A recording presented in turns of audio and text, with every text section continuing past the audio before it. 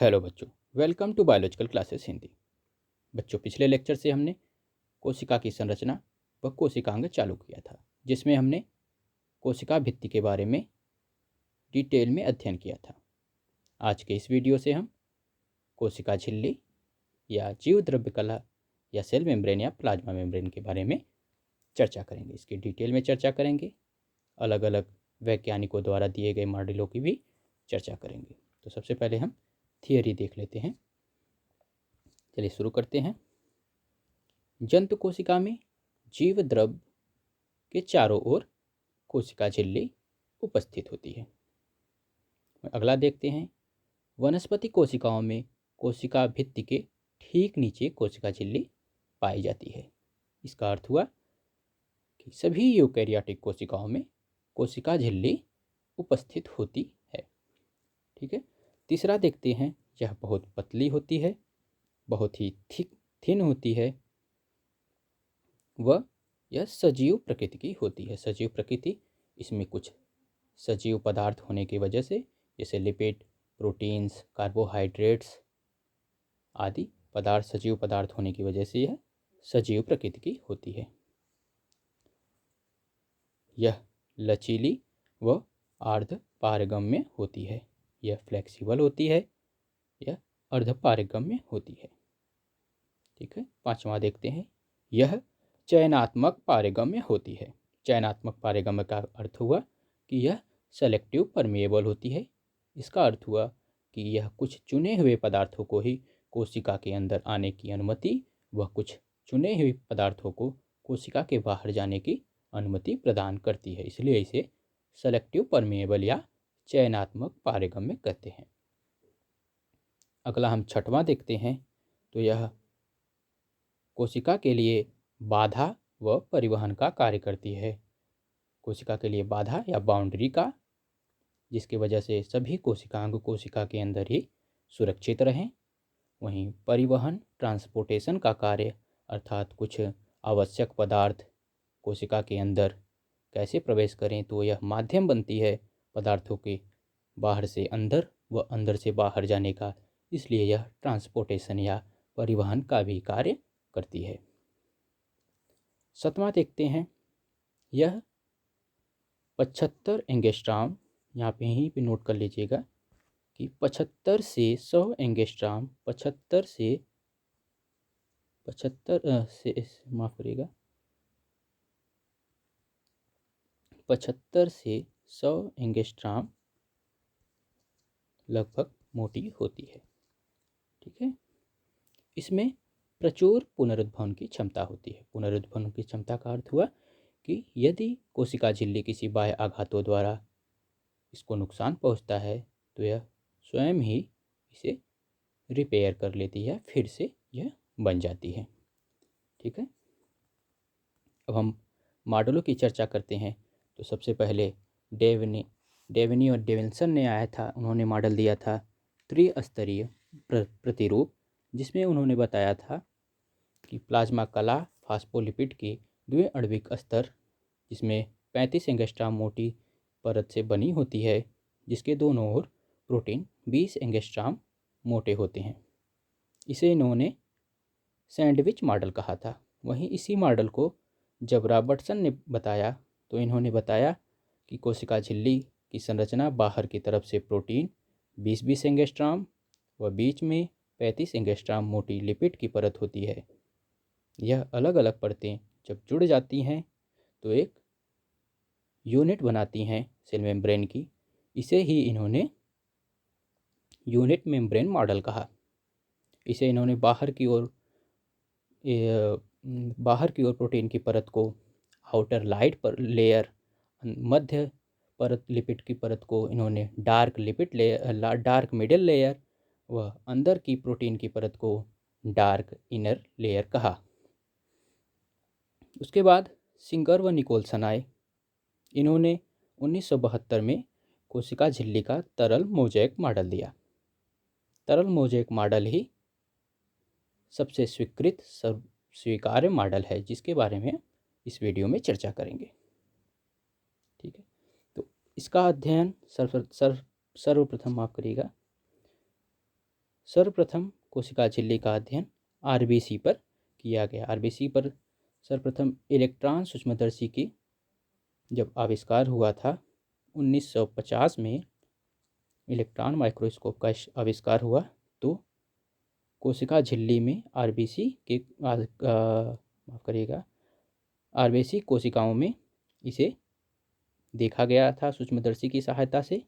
इसके रासायनिक संगठन का भी अध्ययन किया गया था। ठीक है, अब सिंगर निकोल्सन मॉडल में हम सबसे पहले कंपोनेंट देख लेते हैं, कौन कौन से कंपोनेंट हैं। तो पहला लिपिड कंपोनेंट है, दूसरा प्रोटीन। यह दोनों कंपोनेंट 40% लिपिड, माफ़ करिएगा 60% लिपिड वो 40% प्रोटीन होता है। लिपिड का दोहरा परत होता है, जिसमें फास्फोलिपिड का दोहरा परत होता है। लिपिड का 2 भाग होता है और दूसरा भाग कोलेस्ट्रॉल का होता है। सबसे मुख्य भाग है कोशिका झिल्ली का फास्फोलिपिड। यहीं पे हम फास्फोलिपिड का चित्र बना लेते हैं। ये फास्फोलिपिड का एक अणु हो गया, ये फास्फोलिपिड का एक अणु हो गया। ये पोलर एंड हो गया, जिसे हम फास्फेट समूह कहते हैं। ये फास्फेट समूह होता है ऊपर की तरफ, और नीचे की तरफ लिपिड होता है, टेल एंड इसे कहते हैं। तो फास्फेट समूह जो होता है हाइड्रोफिलिक प्रकृति का होता है। यह जल को आकर्षित करता है, यह जल को आकर्षित करता है, आकर्षित करता है। फिर से बना लेते हैं, यह जल को आकर्षित करता है। ठीक है, और यह जल को प्रतिकर्षित करता है। क्या करता है? प्रतिकर्षित करता है। ठीक है, उसके बाद कोलेस्ट्रॉल होता है। कोलेस्ट्रॉल लिपिड की दोनों परतों के बीच, फास्फोलिपिड की दोनों परतों के बीच धंसा रहता है, जिसकी वजह से इसे मोज़ेक मॉडल मिलता है। मोज़ेक की तरह यह दिखता है। तो यह कोलेस्ट्रॉल का क्या कार्य होता है? यह लगभग 5 अणुओं का बना होता है। यह धंसा रहता है। ऊपर का अणु जो होता है हाइड्रोफिलिक, अभी हमने बताया जल को आकर्षित करने की प्रकृति होती है ऊपर की तरफ अणु में, ऊपर की एक अणु में। वहीं निचले अणु में लिपिड की ही भांति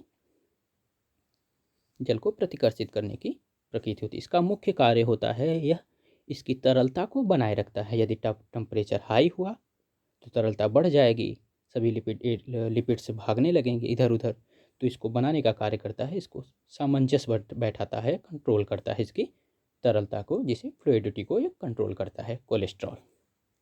अब हम बात कर लेते हैं प्रोटीन की। तो प्रोटीन 2 तरह के होते हैं इसमें, कोशिका झिल्ली में या सेल मेम्ब्रेन में, माफ़ करिए हाँ सेल मेम्ब्रेन में। तो पहला इंटीग्रल प्रोटीन होता है। इंटीग्रल प्रोटीन, इसकी दोहरी परत, मान लीजिए ये दोहरी परत है, ऊपर और नीचे की तरफ प्रोटीन की परत है, माफ़ करिएगा लिपिड है, ये लिपिड है, ये लिपिड है। तो इंटीग्रल प्रोटीन इन दोनों परतों के बीच धंसा रहता है, कुछ इस तरह से, कुछ इस तरह से। ये मान लीजिए लिपिड की इंटीग्रल प्रोटीन है, ये इस तरह से यह धंसा रहता है। ठीक है, तो यह कैनाल का कार्य करता है। जैसे कुछ पदार्थ, जैसे कुछ आयंस हो गए, जैसे sodium plus Na plus ion हो गया, Na प्लस आयन हो गया, वह K प्लस पोटेशियम हो गया। इन सभी आयनों को लिपिड जाने की अनुमति नहीं देती है। तो यह सब आयन जो कोशिका के लिए आवश्यक होते हैं, इंटीग्रल प्रोटीन के थ्रू जाते हैं। इंटीग्रल प्रोटीन 2 टाइप के होते हैं। एक होता है एक हेलिक्स की तरह दिखाई देता है, इसे अल्फा हेलिक्स इंटीग्रल प्रोटीन कहते हैं। वहीं दूसरा होता है कैनाल की तरह होता है। अभी आप चित्र देखेंगे तो आसानी से समझ जाएंगे। तो इसे हम कैनाल प्रोटीन भी या टनल प्रोटीन भी कहते हैं। ठीक है, वहीं दूसरा देखते हैं पेरिफेरल प्रोटीन। तो यह, जैसे यह सतह हो गया फास्फोलिपिड का ऊपरी, और यह निचला सतह हो गया। तो इन सतहों के ऊपर गोल संरचना में भी, सतहों के ऊपर गोल संरचना में भी प्रोटीन्स उपस्थित होते हैं। तो इन प्रोटीन्स को हम फास्फोलिपिड प्रोटीन कहते हैं। क्या कहते हैं, माफ़ करिएगा, पेरीफेरल प्रोटीन कहते हैं, पेरीफेरल, या इसे हम ही हिंदी में लिख देते हैं, इसे हम परिधीय प्रोटीन, इसे परिधीय प्रोटीन भी कहते हैं, परिधीय प्रोटीन भी कहते हैं। ठीक है, अब कार्बोहाइड्रेट्स की बात कर लेते हैं। कार्बोहाइड्रेट्स कार्बन अणुओं का बना होता है। यदि यह प्रोटीन अणुओं के ऊपर कुछ इस तरह से जुड़ा रहेगा तो इसे हम ग्लाइकोप्रोटीन कहेंगे, और यदि यह लिपिड के अणुओं के ऊपर कुछ इस तरह से जुड़ा रहेगा, इसके ऊपर ये कार्बोहाइड्रेट के अणु हैं, तो इसे हम ग्लाइकोलिपिड कहते हैं। ये दोनों इंक्लूडेड रहते हैं 60 और 40% में कार्बोहाइड्रेट।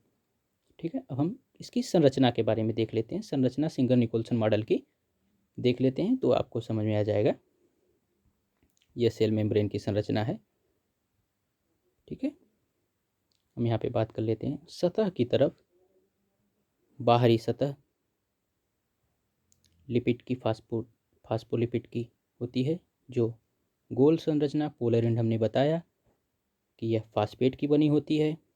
वहीं निचली संरचना या भूरी भूरी आप देख रहे हैं, थ्रेड लाइट स्ट्रक्चर है, तो यह संरचना लिपिड होती है, ये लिपिड होती है। तो ऊपरी सतह जो होती है वह जल को आकर्षित करती है और निचली सतह जल को प्रतिकर्षित करते हैं, क्योंकि वातावरण में बाह्य जल अंदर प्रवेश करे, इसलिए ही यह पोलर एंड, यह गोल संरचना ऊपर की तरफ होती है। यदि इसे हम उल्टे कर दें तो यह लिपिड जो होता है वह हाइड्रोफोबिक होता है, तो जल को यह अंदर आने नहीं देगा, तो जो जल के साथ आवश्यक पदार्थ कोशिका के अंदर नहीं आ पाएंगे। इस वजह से यह ऊपर की तरफ नहीं होता है। फास्फेट समूह ऊपर की तरफ, वह लिपिड जो होता है वो नीचे की तरफ होता है। फास्फेट लिपिड में इसका दोहरी परत होती है। यहाँ पे आप देख लीजिएगा, ये दोहरी परत है, एक लेयर ऊपर की तरफ और ये लेयर नीचे की तरफ, और बीच में इंटीग्रल प्रोटीन घुसा रहता है। ये tunnel protein, integral tunnel protein है, इसे ही केनाल प्रोटीन कहते हैं। वो यहीं पे दूसरा देख लेते हैं। तो अल्फा हेलिक्स प्रोटीन, ये इंटीग्रल प्रोटीन ये रहा। हेलिक्स की तरह संरचना आप लोगों को दिखाई दे रही होगी, तो यह अल्फा हेलिक्स इंटीग्रल प्रोटीन होगा। पेरीफेरी की तरफ जो प्रोटीन होता है, जो परिधि के पर गोल प्रोटीन संरचना दिखाई देती है, तो इसे हम ग्लोबुलर या पेरीफेरल प्रोटीन कहते हैं। यहाँ पे ग्लोबुलर या पेरीफेरल प्रोटीन कहते हैं। और यदि इसी पेरीफेरल प्रोटीन पे कार्बोहाइड्रेट समूह जुड़ जाए तो यह ग्लाइकोप्रोटीन हो जाएगा। वहीं अगर फास्फोलिपिड पे कार्बोहाइड्रेट समूह जुड़ जाए तो यह ग्लाइकोलिपिड हो जाएगा। ठीक है, अगर हम बात करें अकेले की तो यह कार्बोहाइड्रेट होगा। इसमें प्रोटीन अगर इंक्लूड नहीं करेंगे तो यह कार्बोहाइड्रेट कहलाएगा। ठीक है, उसके बाद हम देखते हैं लिपिड का ही एक भाग कोलेस्ट्रॉल। ये कोलेस्ट्रॉल जो है अंदर की तरफ धंसा हुआ है, जिसका ऊपरी एंड फास्फोलिपिड से जुड़ा हुआ है, वह निचला एंड लिपिड की तरफ है। तो ऊपरी एंड जो है यह हाइड्रोफिलिक प्रकृति का होता है, वह निचला हाइड्रोफोबिक प्रकृति का होता है। इसका मुख्य कार्य होता है कि यह कोशिका झिल्ली की फ्लूइडिटी को बनाए रखता है, तरलता को बनाए रखता है। ठीक है, अब हम बात कर लेते हैं कि इसे द्रव मोज़ेक मॉडल या तरल मोज़ेक मॉडल क्यों कहा जाता है। तो द्रव मोज़ेक मॉडल में फास्फोलिपिड, प्रोटीन, कार्बोहाइड्रेट्स, ये सभी अणु इसे द्रव प्रकृति देते हैं, फ्लूइड नेचर देते हैं। वहीं कोलेस्ट्रॉल व इंटीग्रल प्रोटीन जो लिपिड बाइलेयर या लिपिड की दोहरी परत, ये रहा एक परत और ये दूसरा परत, इन दोनों परतों के बीच में इंटीग्रल प्रोटीन धसे रहते हैं। ये कार्बोहाइड्रेट्स हैं, माफ़ करिएगा कोलेस्ट्रॉल्स हैं, ये इसमें धसे रहते हैं, ये इन्हें मोज़ेक लुक देते हैं। इस वजह से इसे तरल और मोज़ेक मॉडल कहा जाता है। इन दोनों को जोड़ दें तो तरल मोज़ेक मॉडल या फ्लूइड मोज़ेक मॉडल कहा जाता है। ठीक है, अब हम बात कर लेते हैं इसकी फ्लूइडिटी की। तो यदि तापमान ज़्यादा रहता है तो इसकी तरलता या फ्लूइडिटी कोशिका झिल्ली की बढ़ जाती है, क्योंकि फास्फोलिपिड में काइनेटिक एनर्जी अधिक हो जाती है। वहीं कम टेम्परेचर पे ये फ्लूइडिटी इसकी घट जाती है। हम बात कर लेते हैं, तो फ्लूइडिटी जब बढ़ जाती है तो इसके लिपिड के जो अणु है ये दूर दूर हो जाते हैं। वहीं जब फ्लूइडिटी कम होती है तो ये कुछ इस तरह से नज़दीक रहते हैं। ठीक है, तो जब कम टेम्परेचर होता है तो इसकी फ्लूइडिटी कम हो जाती है, ये कम फ्लूइड हो जाते हैं, कम तरल हो जाते हैं। दूसरा कारण है, इसमें घुले फैटी एसिड जो होते हैं, मिले फैटी एसिड होते हैं, यदि इसमें संतृप्त वसीय अम्ल, फैटी एसिड जिसे कहते हैं, वसीय अम्ल होते हैं जो कार्बन से जुड़े रहते हैं। ये सिंगल बॉन्ड कार्बन से जुड़े रहते हैं, इसलिए यह मोर स्टेबल होते हैं, इसी वजह से यह कम तरल होते हैं। तो यदि इसमें सैचुरेटेड फैटी एसिड अधिक रहेगा कोशिका झिल्ली में, तो कोशिका झिल्ली अधिक स्टेबल रहेगी, और अधिक स्टेबल होने की वजह से इसकी फ्लूइडिटी घट जाती है। और यदि हम बात करें, यदि अनसैचुरेटेड फैटी एसिड या असंतृप्त वसीय अम्ल जो कि डबल बॉन्ड कार्बन से जुड़ा रहता है, इस वजह से यह लेस स्टेबल होता है, कम स्थायी होता है, इस वजह से कोशिका झिल्ली की तरलता बढ़ जाती है। हम बात कर लेते हैं कोलेस्ट्रॉल के बाद। तो कोलेस्ट्रॉल हम जानते हैं कि एक लिपिड अणु है, हमने बात किया हुई ऊपर, जो 4 हाइड्रोफोबिक व एक हाइड्रोफिलिक अणु जो होता है वो ऊपर की सतह से हाइड्रॉक्सिल ग्रुप होता है इसमें, जो हाइड्रोफिलिक प्रकृति का होता है, हमने बात किया था अभी, जो कि फास्फेट समूह फास्फोलिपिड से कार्बोक्सिलिक ग्रुप के साथ जुड़ा रहता है। हम बात करेंगे अभी, कार्बोक्सिलिक ग्रुप की वजह से जुड़ा रहता है, तो यह इसे कंट्रोल करता है फ्लूइडिटी को। ऊपर का भाग हाइड्रोफिलिक प्रकृति का होता है कोलेस्ट्रॉल का, ये हम बना लेते हैं कोलेस्ट्रॉल, ये हाइड्रोफिलिक प्रकृति का हो गया, और ये हाइड्रोफोबिक प्रकृति का 4 अणु हो गया, हाइड्रोफोबिक प्रकृति का 4 अणु। ठीक है, अब ये ऊपर फास्फोलिपिड से कार्बोक्सिलिक ग्रुप की वजह से जुड़ा रहता है। इसमें एक ऊपर वाला भाग हाइड्रॉक्सिल समूह होता है जो हाइड्रोजन बंध बनाता है फास्फोलिपिड के साथ। ठीक है, और निचला भाग हाइड्रोफोबिक प्रकृति का होता है, यह लिपिड बाइलेयर में घुसा रहता है। तो यह तापमान को नियंत्रित करता है, यह इसकी फ्लूइडिटी को नियंत्रित करता है। यदि फ्लूइडिटी ज़्यादा हो जाती है तो इसे पैक करने का काम करता है, यदि फ्लूइडिटी कम हो जाती है तो इसे अणुओं को अनस्टेबल करता है, इससे फ्लूइडिटी बढ़ती है। ठीक है, अब हम बात कर लेते हैं कार्य के बारे में, सेल मेम्ब्रेन का क्या कार्य है।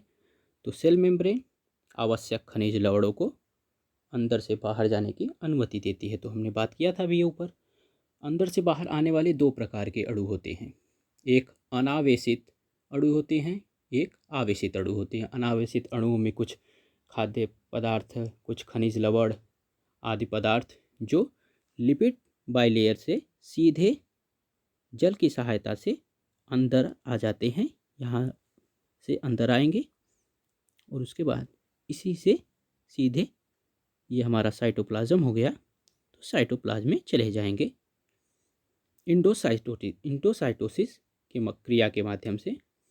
और वहीं अनावेशित पदार्थ कुछ होते हैं, जैसे हम बात कर लेते हैं पोटेशियम आयन की, के प्लस